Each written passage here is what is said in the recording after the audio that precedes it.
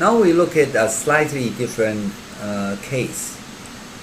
We were talking about having this annual interest rate. It could be nominal, and you want to compute its effective annual interest rate. And we said that it depends on how many interest periods that you have within a year. Adding to the complication is we may get payment, like different payment period within the year. So what we need to understand is within the year, with the payment period, what kind of interest rate we are paying for the payment period. Once we can compute that, we can compound these different payment periods to get the annual effective annual interest rate or annual effective interest. Okay, so within a year we may have a few payment periods. Within the payment period we will have multiple interest periods. Okay, so the relationship is the largest the annual, then we have payment period which is smaller. Within payment period will be charged with the interest a few times. Okay, so that can be if we want to find the effective interest rate for the payment period, not for the entire year, for the payment period, we can utilize the following formula. So the effective interest rate for the payment period will be equal to 1 plus R, which is the nominal interest rate, divided by number of interest period per payment period. Remember, number of interest period, that's C. Okay, but number of payments periods per year is K. So if you multiply them together, if we think of, let's just say, compounding monthly, and you have 4 payment period. Each payment period you have 3 interest period. Then C times K will be equal to 12. And then let's just say we use 18% as we said previously. Divided by 12, we get monthly effective interest rate. And since we are computing for the payment period, so we only take the power of 4, the fourth power to get the result. -1, then we get the effective interest rate for the payment period. Okay, so maybe we'll look at the example that you can understand much better. Okay, let's just say we have 12% interest rate. We say that is compounded monthly. The payment period is quarter, like 3 months. Okay. And compounding periods is months and monthly. So we have 4 payment period. And for each payment period, we will compound it 3 times. Right? We will compound it 3 times because it will be charged for interest 3 times. So the first question is, what will be the effective interest rate per quarter? Clearly, when we say we have 12 compounded 12% of nominal interest rate compounded monthly, the effective rate per month can be computed. Each month it will be computed once. Okay, and however for this payment period, we will go through 3 months. So effectively, we want to compound these 3 months to turn into the effective interest rate for a quarter. So based on the equation that we see previously, because C, which is like 3 compounded 3 interest period within a payment period. So we'll take this monthly effective interest rate and to the third power minus 1, then we get the effective interest rate for the payment period. Okay, and then you can imagine that if we have the effective interest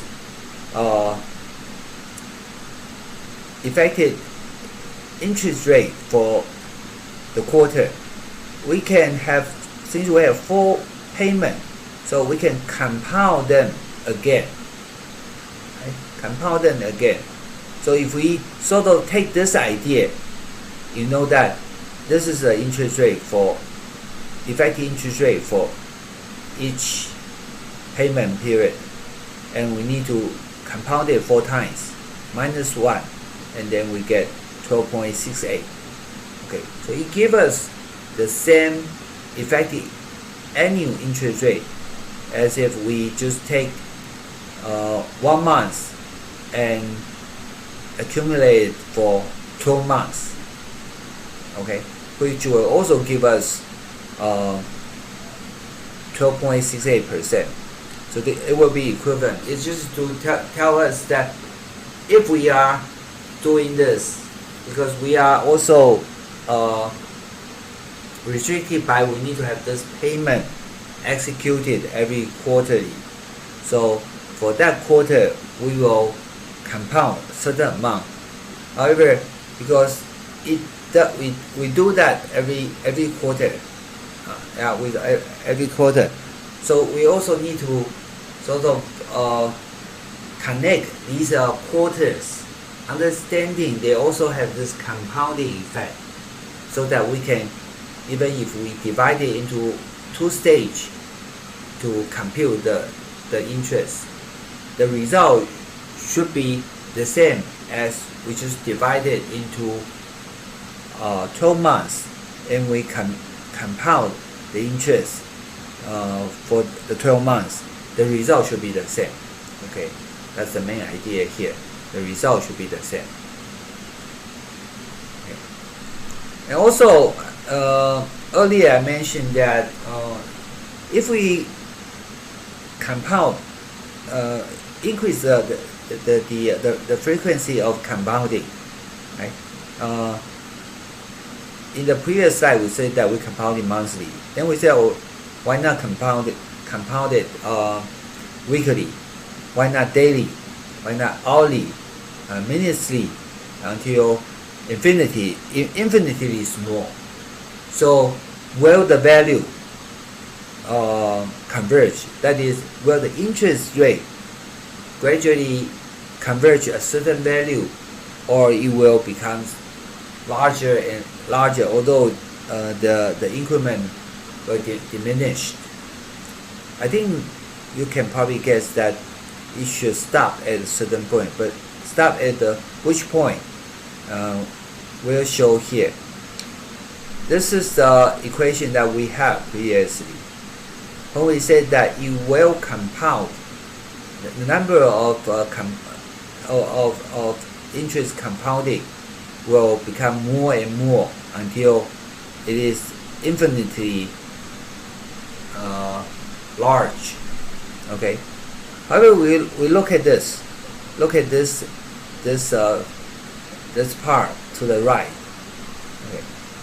If we want to increase c to infinite, right? You take the limit c close to infinity.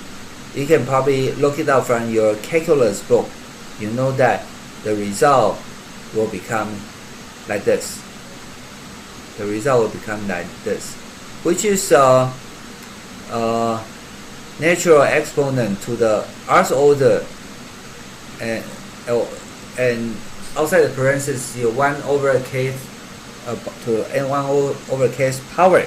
So r and k are fixed number, e is fixed number, so we can imagine that we can precisely compute the a value that value will represent the convergence of the effective interest rate. So as the compounding of the interest, the period of compounding interest gets smaller and smaller, the number of interest periods get larger and larger until it becomes infinitely large. However, the effective annual interest rate will not continue to grow. It will stop at the point which is shown here. Okay, it is the converged point. So it will be an interest rate which is manageable. Again, let's look at the example and we can illustrate how that happened. So we have 8% nominal rate, and it's compounded quarterly. Okay, and assume that the payment period and interest period are the same. So we'll just look at each quarter.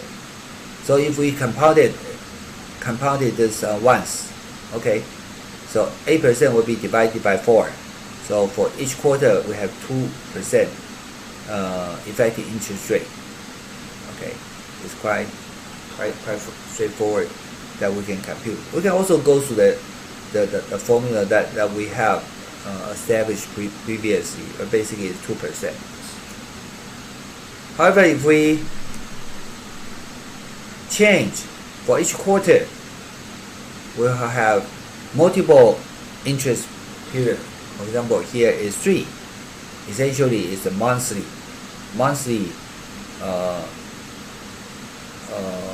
will be compounded.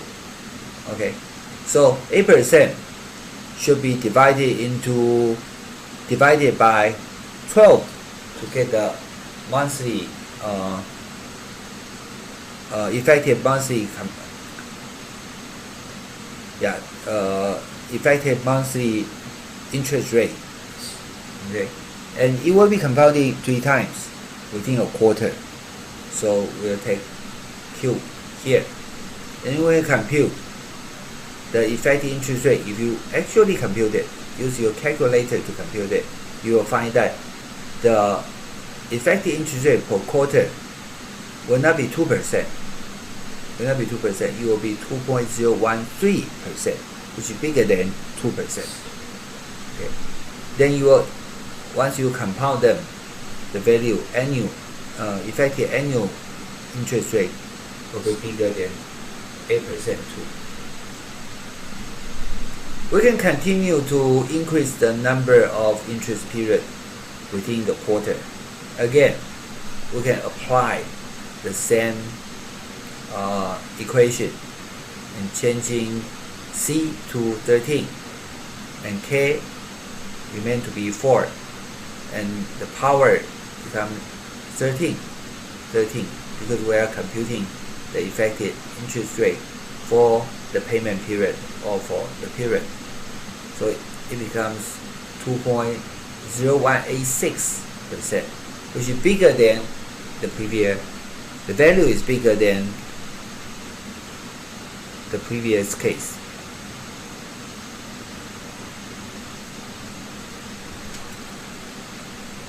Then if we make interest period continuously, that is, it's continuously charging interest. Okay, continuous charging interest. Again, when we have this continuous compounding, we cannot use the same equation. We will have to use the new equation where E is a constant and R is given 8% and K equal to 4. So we can compute this value minus 1 to get this effective interest rate per quarter. Okay, effective interest rate per quarter, which is again bigger than all the previous effective interest rate. However, this is already the limit. Will not be bigger than bigger than or equal to this value. So we can put the data of the previous 4 slides together so that you can compare more easily.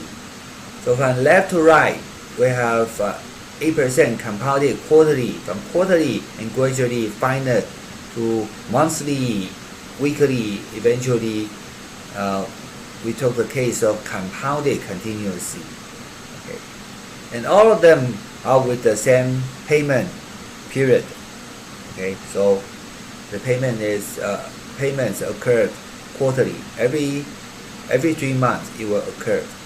And we find the effective interest rate for the quarter.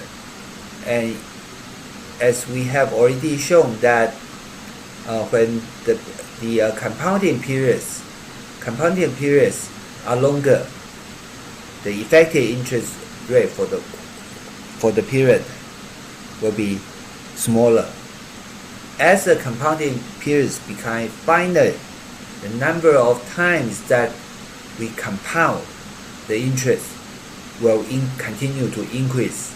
If it increase to infinitely large, we will get a larger effective interest rate for the quarter. However, as you can see, the value, the increment of the value continue to decrease, and you will converge to 2.0201%.